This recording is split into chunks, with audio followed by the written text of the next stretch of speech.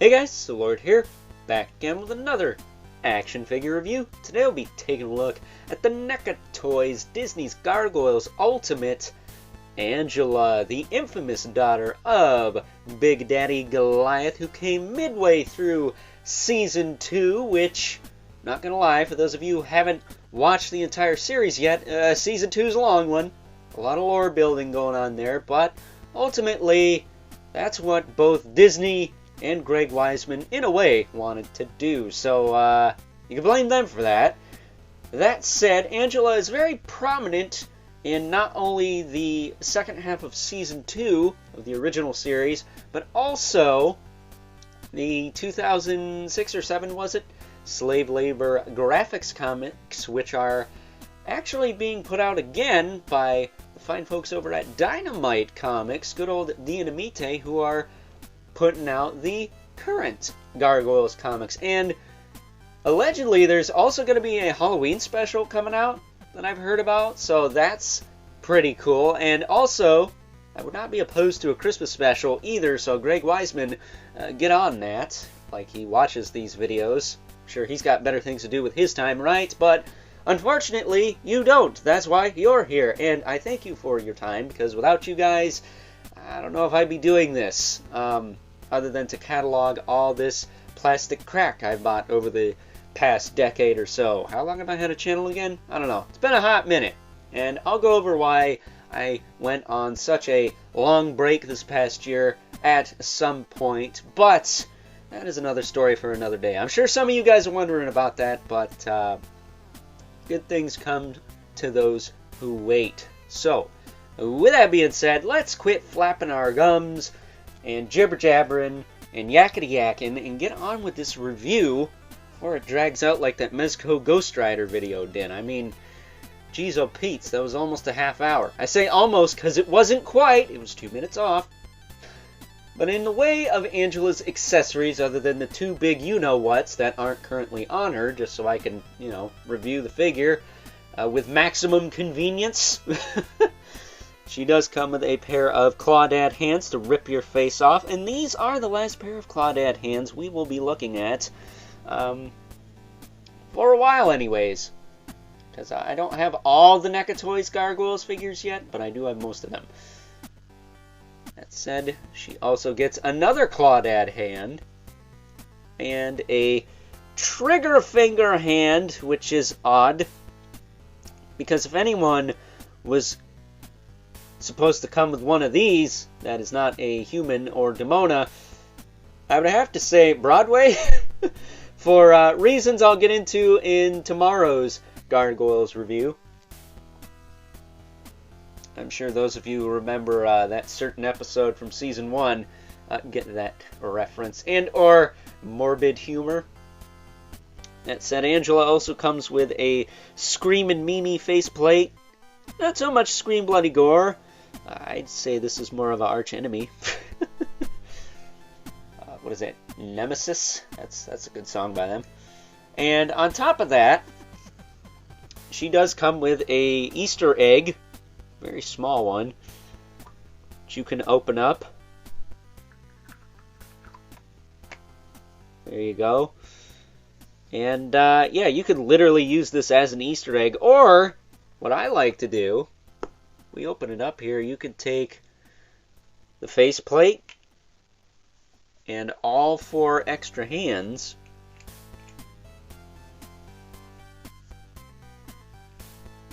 and there's one more, there it is, and store them all in this egg.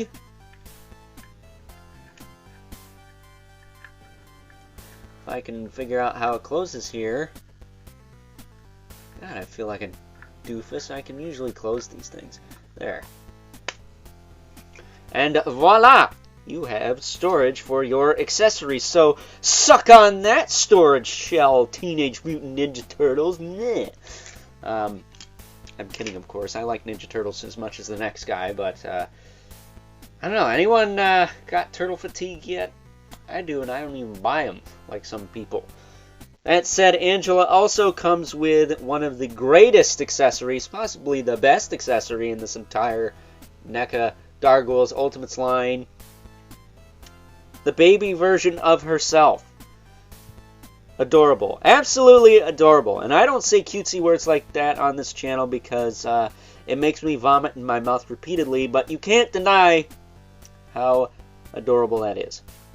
It's fantastic. And allegedly, she does have triplets with her main squeeze Broadway at some point, so you could use this as one of her kids, I guess. But that said, my girlfriend actually pointed this out. How does this squeeze out of that? Seems a little oversized, but I'm sure they grow over time, as eggs in the real world do. But as far as articulation on this little tyke goes, the head is on a double ball peg. You can roll it around. The arms go in and out, forward and back. No waist swivel, but the wings do have a hinge. The side's a little looser. I can move that better. There you go. You can rotate the wing as well as the tail. It's on a ball joint. It does rotate. And actually, it does kind of tilt a little bit. The legs do move forward and back, in and out, and they do have a bit of a thigh cut in there. And that's your lot. Similar to the Shrimp Shredder from the Mirage TMNT line I looked at earlier this year. But yeah, pretty cool. I dig this accessory, if you want to call it that. This is almost a 2-pack, since that is technically an articulated piece. So that is really, really cool. So, taking a closer look at Angela here, because she does not actually have a Kenner figure. They never made her. This isn't the first time an Angela figure's been made. There is a Funko Pop of her, but it was exclusive to some blind box crap that GameStop had going on a Black Friday one year. And I don't have that because I didn't want to get stuck getting the Gummy Bear or the Tailspin character. You know, I wanted her or, you know, worst case scenario, the character from Chip and Dale Rescue Rangers, because I'm sure there was one of those as well. But as far as Angela goes, this is going to sound weird. I'm going to figure out who the loyal subscribers and or friends of this channel are by saying this, but you know, when I was in high school and I first watched Gargoyles, I thought Angela here was pretty smoking. I'm not gonna lie. I'd take her out on a date, you know. As much as I like me some spicy gingers, Demona didn't do it for me for whatever reason. Surprisingly, neither did Elisa Maza, even though she's a human and a rather attractive looking human. But Angela here, you know, the daughter of Goliath, the purple gargoyle lady, I don't know, just did something for me. But maybe at the time I had a thing for Angelas, because I also really dug Angela from Spawn, which probably get a lot less ridicule from that quote-unquote crush. But those of you who are going to say that that's unrealistic and I'm crazy, I'm sure all of you out there have at least wanted to get with Black Widow, if not once, then at least twice. And that's arguably more unrealistic because while she is in the MCU and Scarlett Johansson plays her, you probably have less of a chance hooking up with Scarlett Johansson than Angela here. And she's not even a human or a real creature in the real world. So, joke's on you, sucker. That said, I picked this figure up not from Toy Stalker, but from my local Walmart, which is very surprising because they usually do not have jack diddly squat. But they had her, so I picked it up. That said, as far as her articulation goes, she's got a double ball peg in the head, which gets you a lot of lean. I'd argue a little bit more in Demona. I will say the faceplate has a tendency to kind of push off a little bit if you hinge the head forward too much. I could also not have it on there all the way. That's a possibility, but it does stay on there nice and snug. It's not falling off, so that's good. Her shoulders go out to the side, back down, forward and back. She does have bicep swivel. And these are Demona's arms, by the way. It's the same base body as Big Mama Demona here. She does get double elbow. She's got the little spikes. I don't know why the trio didn't have spikes on their elbows. I thought they did in the show, but I could be wrong. She does have wrist swivel and a hinge.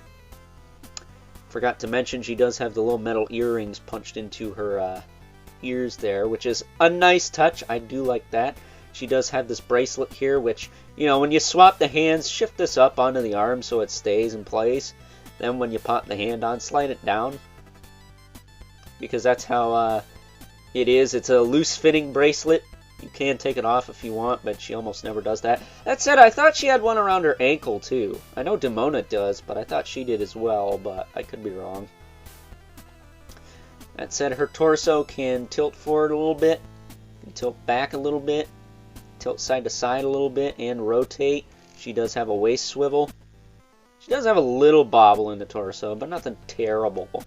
She does have T-jointed hips, kick out, back down, forward and back. She does have a thigh cut. Double knee, you can straighten it out. Which, arguably, I've been saying this lately, Demona's legs are a little bent during size comparisons. This is how much they should be bent. That's accurate to the source material. That said, if you do that, Angela's going to stand taller than Goliath, and that's just no good. So I have them bent like the males, even though that's not entirely accurate to the series. But it is what it is. She does have double knee, though, and you do get pretty good range out of that. So that's good. There you go. And then the ankles are on hinges with rockers, as well as the toes. They are also on hinges. Well, that one don't want to move. Maybe you try this one. Yeah, there you go. They are on hinges with rockers as well. Now, I haven't been mentioning this. She does have peg holes in the toes. I think both Brooklyn and Broadway had peg holes as well. Lexington, not so much. He's got really tiny feet, so he doesn't have peg holes. That said, she's got the tail in the back with the bendy wire. Unlike Lexington, though, her tail is fairly thin. But when I bend it here, it doesn't puncture through the rubber. So I'm starting to think that my Lexington's tail is more and more a flaw with my particular figure, as opposed to some sort of weird widespread issue that's going to be on a lot of them. So I guess I'll have to look more into that. But that's Angela in a nutshell. Really cool figure. Potential favorite figure in the line for me, just because I like the character, and we've never had her before, not even in the Kenner days. Not even a cheap, lazy Demona repaint. Like, this is not a cheap, lazy Demona repaint, but I'm talking from, like, Kenner. We didn't even get that. Her hair, actually, is also on a bendy wire, and based off how bent this is, yeah, I think that Lexington tail is a little questionable at best. I will say, my one gripe with this figure, other than the size being a little bit too large, compared to her dad anyways, because she should be smaller, the belt buckle is a little weird looking. It's supposed to be kind of like an Aquaman A-shape, and instead it's this weird asymmetrical. Like, just keep it simple, stupid. Don't do that.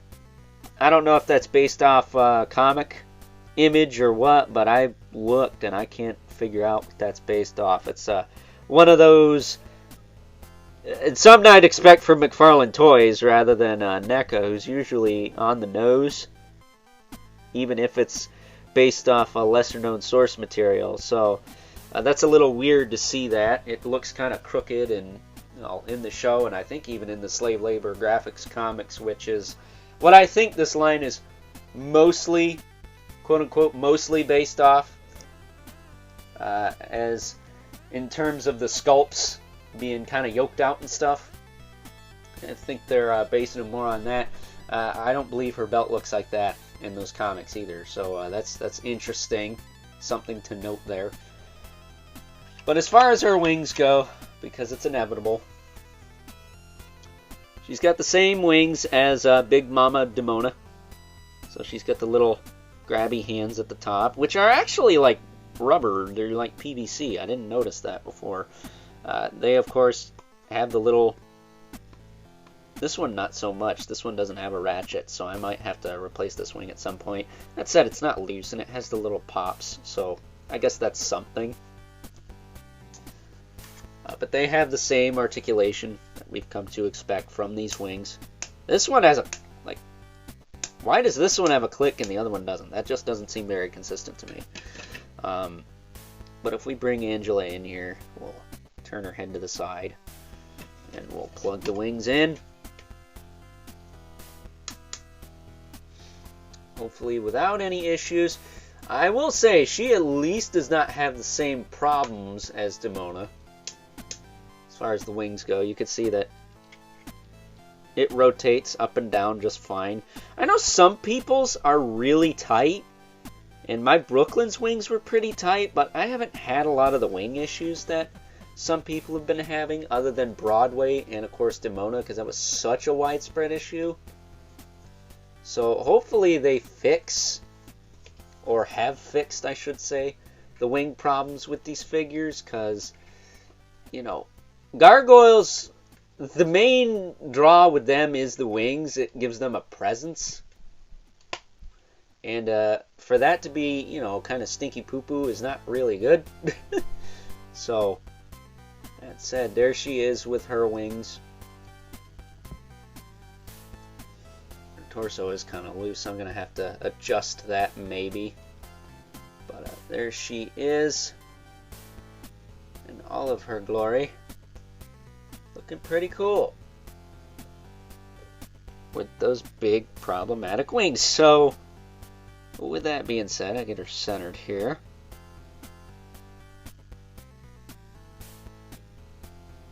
And standing. There we go. There we go. Still not centered. Sorry, my OCD is getting the better of me with this video. Other than language, because I probably slurred it more than once. There we go, though. But with that being said, let's now move on and take a look at some size comparisons. First up, here is Angela alongside both Big Mama Demona and Big Daddy Goliath. And as you can see, even though Goliath is pretty large and in charge here, if I had Demona and Angela's legs straightened out like they are in the show, in the comics, and every other source material, they'd be a little bit on the large side. So having them bent like Goliath's is the best way to keep everything in quote-unquote scale. So, moving them out of the way.